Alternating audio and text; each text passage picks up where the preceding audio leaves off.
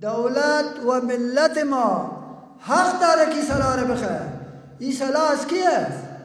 این تیارات از کی است؟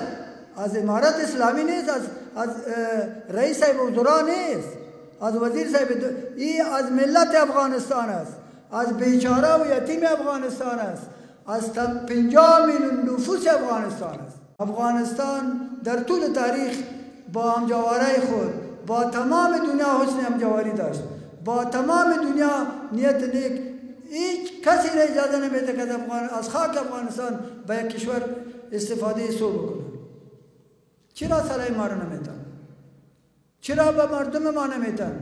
و اگر به امارت اسلامی که میگن نمیدیم به نظامیه افغانستان بتن، ما کی هستیم؟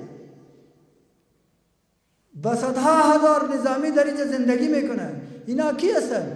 اولاد از این وطن هستن. در طول یک قرن اینجا تحصیل و تعلیم کردن، سلاحجیا بودن.